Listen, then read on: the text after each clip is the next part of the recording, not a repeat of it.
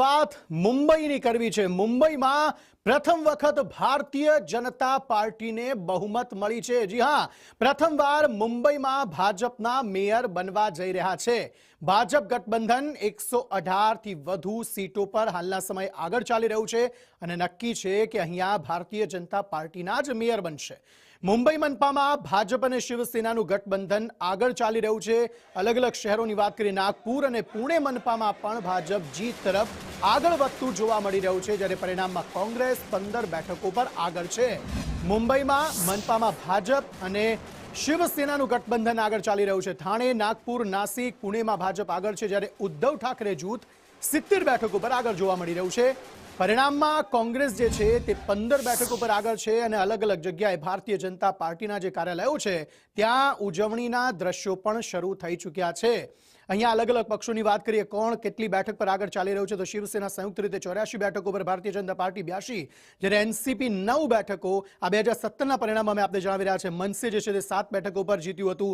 AIMIM જે છે તે 2 બેઠક પર જીત્યું હતું, પરંતુ બીએમસીમાં 9 વર્ષે જ્યારે ચૂંટણી યોજાઈ, સ્થાનિક સ્વરાજમાં ઓબીસી કોટાને જોતા 2022માં જે ચૂંટણીઓ યોજાવાની હતી એ ચૂંટણીઓ ટળી હતી અને એ ચૂંટણીઓ ટળતા છેલ્લે 1 ફેબ્રુઆરી 2017ના રોજ જે મતદાન યોજાયું હતું તે બાદ આ વખતે મતદાન યોજાયું છે, જેમાં ભારતીય જનતા પાર્ટીને જ્વલંત સફળતા મળી છે। ભારતીય જનતા પાર્ટીનું મેયર બનશે તે નક્કી થઈ ચૂક્યું છે। 9 વર્ષ પહેલા ચૂંટણી યોજાઈ હતી તેમાં શિવસેનાને સૌથી વધુ 84 બેઠકો મળી હતી। શિવસેનાનો મેયર બન્યો હતો, પરંતુ આ વખતે વસ્તુ અલગ છે। 82 બેઠકો સાથે ભાજપ જે છે તે બીજા ક્રમે તે સમયે રહ્યું હતું, પરંતુ આ વખતે ભાજપને સ્પષ્ટ બહુમતી મળી છે અને ભાજપનો જ મેયર બનશે તે નક્કી થઈ ચૂક્યું છે। ભાજપે શિવસેનાને તે સમયે ટેકો આપ્યો હતો। ભાજપ શિવસેના બંને એક હતા તે સમયે, પરંતુ હવે પરિસ્થિતિ અલગ છે। શિવસેના પણ શિવસેનાથી અલગ થઈ ગઈ છે અને હવે ભારતીય જનતા પાર્ટીનો મેયર બનશે તે નક્કી થઈ ચૂક્યું છે। મહારાષ્ટ્રની આ બીએમસી અને અન્ય નગરપાલિકાની જીત એ સાચા અર્થમાં ડબલ એન્જિન સરકારની જીત છે। સાચા અર્થમાં નરેન્દ્રભાઈ મોદીનું નેતૃત્વ અને મહારાષ્ટ્રમાં દેવેન્દ્ર ફડણવીસના નેતૃત્વની જીત છે। સાચા અર્થમાં 2047ના નરેન્દ્રભાઈના સંકલ્પને મહારાષ્ટ્રની જનતાનું જબરજસ્ત સમર્થન છે। મહારાષ્ટ્રમાં બીએમસીની ચૂંટણીમાં જે એનડીએનો ભવ્ય વિજય થયો છે અને તેને લઈને ગુજરાતભરમાં તેની ઉજવણી જે છે તે કરવામાં આવી રહી છે। અમદાવાદ શહેર ભાજપનું આ જે કાર્યાલય છે ખાનપુર ખાતે આવેલું ને ત્યાં નેતાઓ જે છે તે એકત્ર થયા છે અને તેમના દ્વારા અત્યારે અહીં ઉજવણી જે છે તે કરવામાં આવી રહી છે। મહત્વનું છે કે ગુજરાતથી પણ અનેક નેતાઓ જે છે તે પ્રચારમાં ગયા હતા।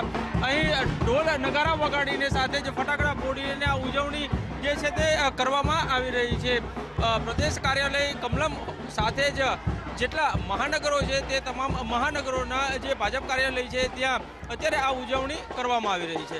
કેમેરામેન મુકેશ પરીખ સાથે કશ્યપ જોશી, સંદેશ ન્યૂઝ, અમદાવાદ। આ તસવીરો ઉજવણીની, ભારતીય જનતા પાર્ટીએ જે સફળતા મેળવી છે તેની ઉજવણી ન માત્ર મહારાષ્ટ્રમાં પરંતુ જ્યાં જ્યાં ભારતીય જનતા પાર્ટીના કાર્યાલય છે ત્યાં ત્યાં થઈ રહ્યું છે અને અત્યારે કમલમ ખાતે પણ આ ઉજવણી જે છે તે અત્યારે જોવા મળી રહી છે, જ્યાં હર્ષોલ્લાસ સાથે ભારતીય જનતા પાર્ટી નારા સાથે, સૂત્રોચ્ચાર સાથે, ફટાકડા ફોડીને આ ઉજવણી કરી રહી છે।